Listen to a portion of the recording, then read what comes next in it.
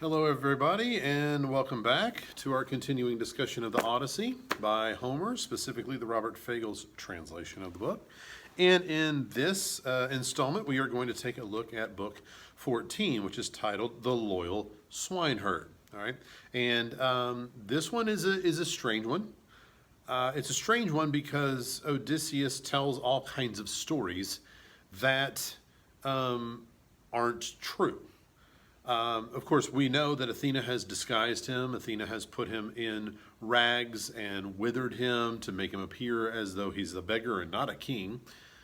In the same way that he was disguised himself when he went into the city of Troy to get information, he is doing a very similar thing with Athena's help now in his own homeland. All right, so that's a nice little balance here that we know that that was successful for him in Troy, so is it safe to assume that it's going to be successful for him here as well. And I was looking at some commentary by another scholar on this particular thing, and it's interesting. He makes the argument that we consider, an Odyssey to be a journey, and this is where we get our word Odyssey is from Odysseus and his long travels. Okay, but the deal is with Odysseus, why do we consider him to be someone who loves to travel, as if he's some sort of a rolling stone who cannot sit still? Well, the thing is, it's not that he loves travel. It's not that he just can't get enough of the road or the sea or whatever, however he travels around. It's not that he's just bebopping, bouncing around as if he's some sort of jet set kind of guy. The deal is, the vast majority of this, he just wants to be home. It's not the travel that he enjoys. It's the travel he endures. It's the travel that he puts up with because of Poseidon being so upset with him. But it is not that he just can't get enough of foreign lands or anything like that, okay? It is interesting that we sort of consider him to be, a man on the move, but he's not a man on the move by choice. And so what this particular scholar brings up is that why do so many people consider Odysseus this way? And his idea is that it's from this particular scene, this particular book, because in this book he meets with a swineherd and talks with the swineherd and informs the swineherd through a story that is not true. Some of it is true. You can see how he's kind of weaving in some of what he's already told us. All right, and I say that's true because he's already told. It tracks with something else he said. Whether what he said before was true or not, well, we cannot necessarily verify that. But the deal is, in this, the persona that he puts forth to the swineherd, he tells the swineherd that he loves to travel, that he just cannot stay put for too long. And it is kind of this that I think people have put that storytelling ownership on Odysseus, to where he seems to be the one who just loves the travel. All right, so we'll take a look at that, and we'll bring up some things as we go through. I'm going to read passages to you, talk about them as we go. Okay, and I'm going to begin at the very first page, page 301 here. He wants to reach the swineherd's place. The fine, loyal man, who of all the household hands Odysseus ever had, cared the most for his master's worldly goods. So we know that this swineherd is it says loyal swineherd, but he has also been a good steward of Odysseus's stuff. The stuff that he is over, the swineherd, he has done his best to try to maintain and grow that stuff, even though he's having a difficult time doing it because those suitors are there, munching away at the very thing that the swineherd is about. All right. Page 302, about line, let's say 19. It says, the boars slept outside, but far fewer of them, thanks to the lordly suitors' feast that kept on thinning the herd and kept the swineherd stepping, sending to town each day the best fat hog in sight. But now they were down to 360 head. All right, so the idea is exactly what I was saying. He's doing the best he can, but every day it's another hog, it's another hog, it's another hog, because they just want to eat and eat and eat and eat, and they're just bleeding that place dry, which is, again, the point I've made time and time again. That is the opposite of xenia. That is the opposite of what needs to happen, because for one to be taken in, one must also be a good guest. And to bleed somebody dry of their household goods is not being a good guest. You've possibly had guests, let's say family, Thanksgiving, people come over, and after a while, you're like, okay, how much more, do I have to go to the grocery store one more time? Do I have to make another HEB run because you guys are just eating everything here and I'm doing all the cooking and cleaning and whatever. Okay, so, to be a good guest as well. Line 29, under orders, he'd sent forth to town with a hog in tow for the gorging suitors to slaughter off and glut themselves with pork. More of that same thing, all right? So Odysseus approaches the swineherd's place, and the swineherd, he has dogs that defend or around the property, and the dogs attack him, all right? He says, let's see, where do we go here? Lucky to be alive, old man. This is line 40. Lucky to be alive, old man. A moment more, my pack would have torn you limb from limb. Then you'd have covered me with shame, as if the gods had never given me blows and groans aplenty.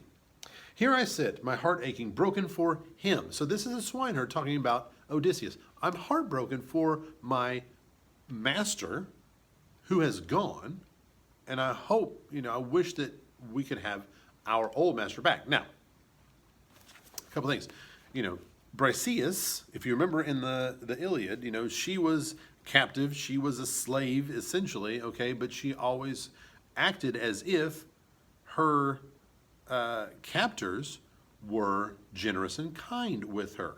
We've got a similar thing here with the swineherd, Eumaeus, in his discussion of Odysseus. Acting as if this, the master was a friend to us all right? But he says, here I sit, my heart aching, broken for him, my master, my great king, fattening up his own hogs for other men to eat. While he, starved for food, I wager, wanders the earth, a beggar adrift in stranger cities, foreign-speaking lands, if he's still alive, that is, still sees the sun rising. Come, follow me to my own place, old man. You at least can eat your fill of bread and wine. Then you can tell me where you're from and all the pains you've weathered. All right, so it's interesting, too, that he's going to take Odysseus. He's going to take him and feed him before knowing, who he is. And this is what we see the pattern here. This is what xenia is. I'm going to take you in, and I'm going to then, once you're fed, and if I have, they say, if the folks are wealthy enough, bathe you as well, then I'm going to, prod you and pry you to see where it is that you come from, okay? How different are we now? Like, I have, a sign on my front door. Well, I used to. I just painted my front door. But a sign on my front door that read, no soliciting unless you're selling Thin Mints, all right? I don't want you coming to my house. And even now, like, I have, the doorbell. If the doorbell rings, I can pull up a camera and I can speak, through my phone, out the doorbell to say, what do you want? Go away. So we have all of these things, security systems and whatnot in place now because we've lost almost, I would say, 100% of this concept of xenia that really is what kept Odysseus alive throughout this entire thing. All right. Eumaeus even says down here, let's say line 65, 66, it's wrong, my friend, to send any stranger packing. Even one who arrives in worse shape than you. Every stranger and beggar comes from Zeus, okay? Which that kind of, makes me think of, it parallels sort of something that Jesus said, it's like, if you've done something for the least of these, you've done it for me, if you gave me clothing, you gave me food, you gave me this, you gave me that. And the apostles, said, well, when did we ever see you like this? We've never actually witnessed. He says, no. If you've done it, if you've given food to other people who need it, if you've given clothing to other people who need it, if you've done whatever, visited the sick and imprisoned those people who need companionship, if you've done that, then you've done it for me. It's kind of a similar thing. It's a similar concept, slightly altered for maybe the geographic location and the prominent, religions of the time or whatever. This one given that one, but that concept still resonates throughout those two texts. All right. Anyway. It says, every stranger comes from Zeus, and whatever scrap they get from the likes of us, they'll find it welcome. That's the best we can do, we servants, always cowed by our high and mighty masters, especially our young lords. But my old king, the gods, they must have blocked his journey home. He'd have treated me well. He would, with a house, a plot of land, and a wife he'd gladly prize. Skipping about 3 lines, says, my master, I tell you, would have repaid me well if he had grown old right here, but now he's dead. So Eumaeus, the swineherd, is convinced, he says here anyway, that Odysseus is dead. And it's interesting what he says here too, because he holds some grudges with the people who kind of started and worked in Troy. He says, if only Helen and all her kind had died out too, brought to her knees just as she cut the legs from under the troops of men. My king among them, he went off to the stallion land of Troy to fight the Trojans and save Agamemnon's honor. All right, interesting there too, saving Agamemnon's honor, only for Agamemnon to return home and to be murdered in the most dishonorable way by, his wife's boyfriend, whatever. That she was her wife's suitor, and his wife and her suitor killed him when he returned home after going through all that battle. All right. Page 304, about line 94, it says, eat up now, my friend.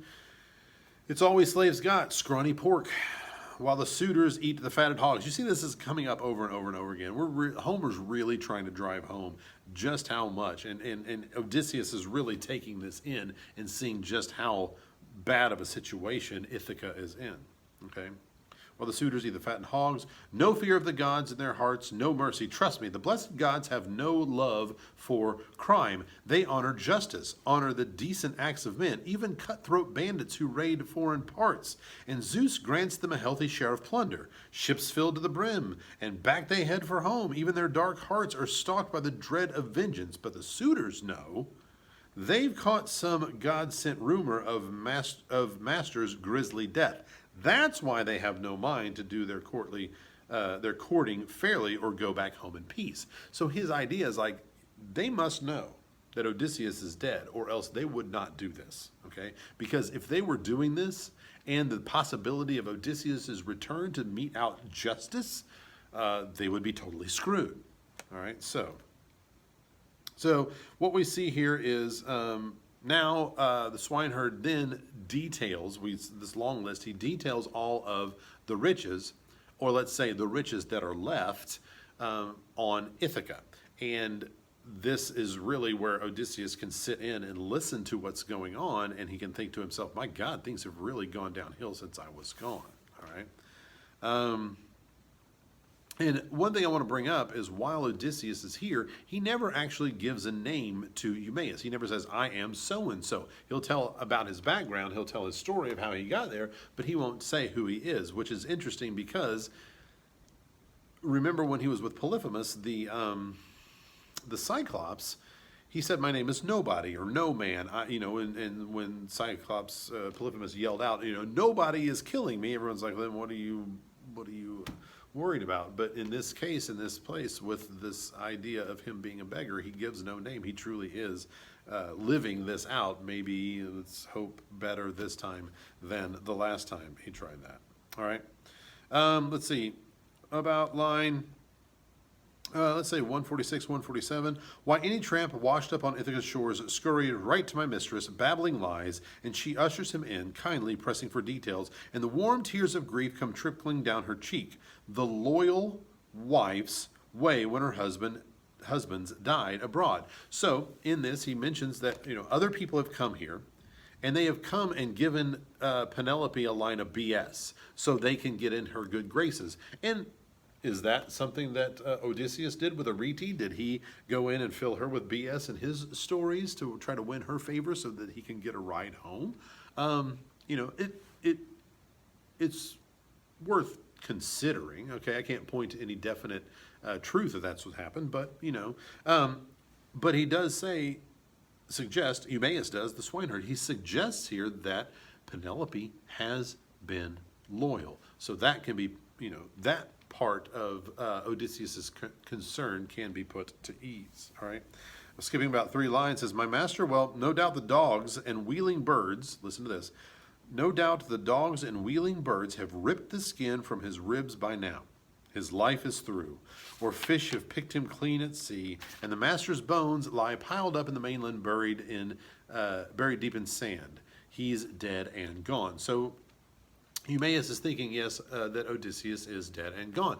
But do you notice this, the dogs picking over his bones? Do you remember how that was the worst imaginable way of dying, the most insulting way of dying from the Iliad? All right, that's, when the dogs were picking over the bones, that was the ultimate insult. That was the insult to the injury of death.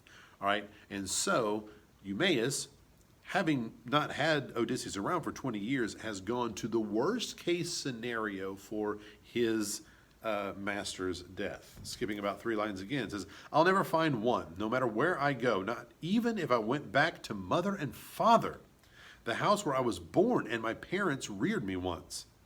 Ah, but much as I grieve for them, much as I long to lay my eyes on them, set foot on the old soil, it's longing for him. Him that wings my heart, Odysseus, lost and gone. That man, old friend, far away as he is, I can scarcely bear to say his name aloud. So deeply he loved me, cared for me so deeply, worlds away as he is, I call him master, brother. All right? So it's almost like I have a closer kinship with my master, who I haven't seen for 20 years, than I have for my real flesh and blood in my home where I grew up.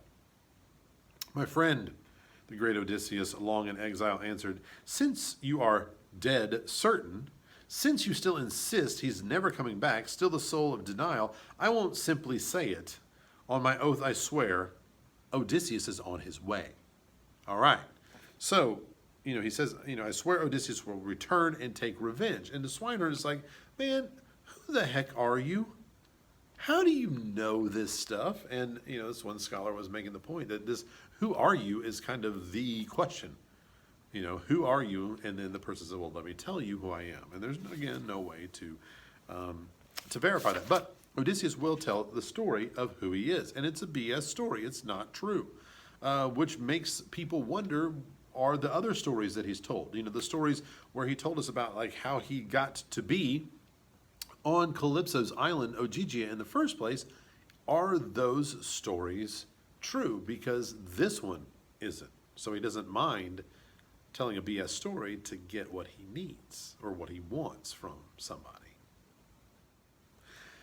And so it begins here on looks like 219, line 219 on page 307. The great teller of tales returned at length. My story, the whole truth, I'm glad to tell it all. If only the two of us had food and mellow wine to last us long, here your shelter now, for us to sup on undisturbed while others take the work of the world at hand. I could easily spend all year and never reach the end of my endless story. All the heartbreaking trials I struggled through, the gods willed it so. All right. And so it's interesting here because Odysseus is going to weave this story, and he's weaving, and the idea of the stories that he weaves and the way this story is weaved, in media res, beginning here, coming, all that kind of stuff, and Penelope weaving a death shroud for Laertes, and that's how she is able to stave off the suitors for as long as she can. This whole concept of weaving these stories is what is interesting, and here we have, it's interesting to note, Odysseus telling this story. And how much did Odysseus say that he admired Demodocus, the blind bard, on the Phaeacian island, who was there, with Nausicaa and Arete and King Alcinous, how much he admired that storyteller. So it's almost like Odysseus now is becoming, the storyteller for this, weaving some tale and he's also that way. So it's like when he's complimenting the storyteller of Demodocus, he's also complimenting his ability to spin a yarn as well. Let's go down to line, let's say that break midway down the page of 308 to like line 243, 244. But now my heyday's gone.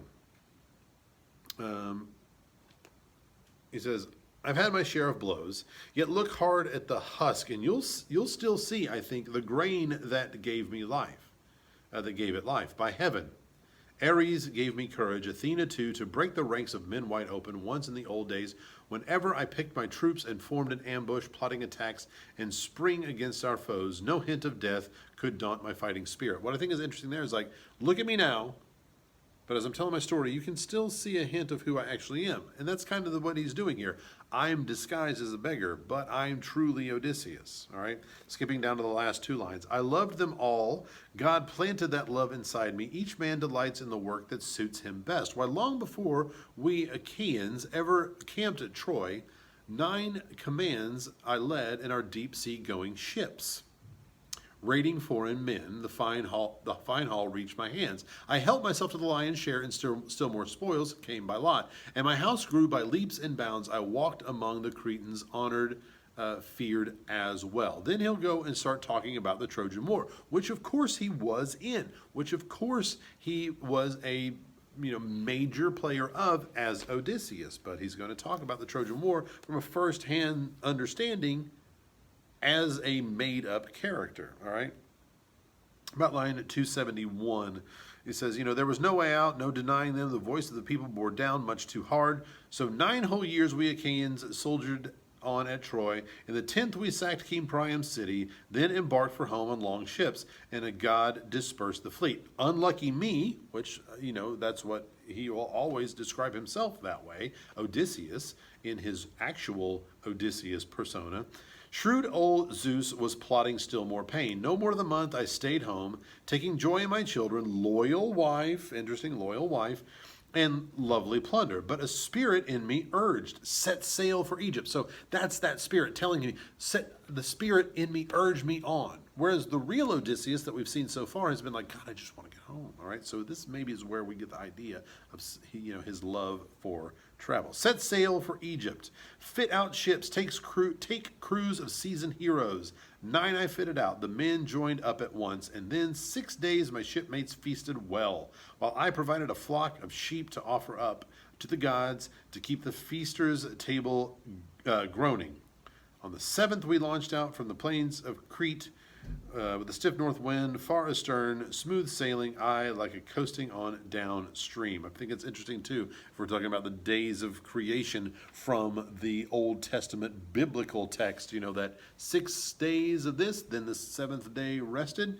So we've got, 6 days my shipmates feasted well, and on the 7th we launched out. Okay, that same type of pattern that we will see in a lot of ancient writings. On page 310, line 320. So there I lingered for 7 years. Okay, so he's on the island and he lingers for 7 years, which 7 years it says is how long he was on Calypso's island, Ogyges. So that is something that he's bringing from his experience, or the story he told to Alcinous and Arete. That is something he's weaving, if you want to use that, keep that metaphor going, into this particular story. So there I lingered for 7 years, amassing a fortune from all the Egyptian people, loading me with gifts. Then at last, when the 8th had come full turn, along come this Phaeacian one fine day. And the Phaeacians were the ones who got him to Ithaca, so he's drawing on his own experience.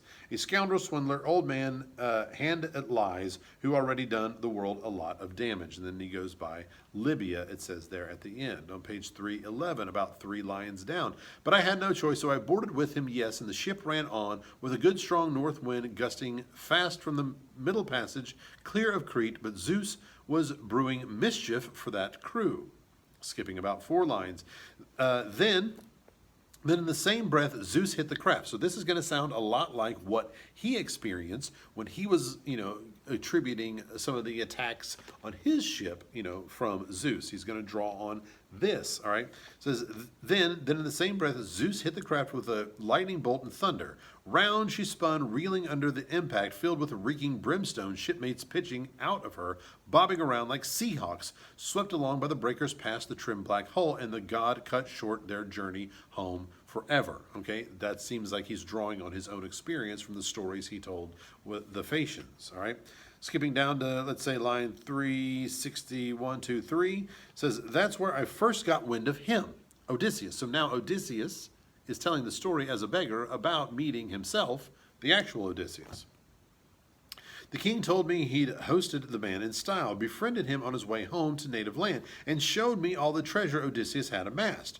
Bronze and gold and plenty of hard-wrought iron, enough to last a man 10 generations of his heirs. So great the wealth stored up for him in the king's vaults. But Odysseus he made clear, was off at Dodona then to hear the will of Zeus that rushes forth from the gods' tall leafy oak. How should he return after all the years away to his own green land of Ithaca, openly or in secret? Openly or in secret, because here he is in secret on his, green land of Ithaca. Phidon swore to me, what's more, as the princely man poured out libations in his house, the ships hauled down and the crew set sail to take Odysseus home to native land. But he shipped me off before. The Thesprotian cutter chanced to be heading for Dulcian, rich in wheat. So he told the crew to take me to the king, Acestus, treat me kindly too, but it pleased them more to scheme foul play against me, sink me into the very depths of pain, as, on and on and on. It says the gods hid me themselves. That's at the bottom of 3:12 and 3:13. It's light work for them, and brought me here, the homestead of a man who knows the world. So it seems to be my lot that I'll live on. All right. So that's the tale he tells the swineherd, with some of his own experience, or the experiences that he describes, sort of peppered in to the broader picture that he gives. Eumaeus replies, it says there right after that, so much misery, friend. All right, yes, and Odysseus thinks he's a man of misery. You've moved my heart deeply with your long tale, such blows, such roving, but one part's off the mark, I know. You'll never persuade me. What you say about Odysseus, a man in your condition. Who are you, I ask you, to lie for no good reason?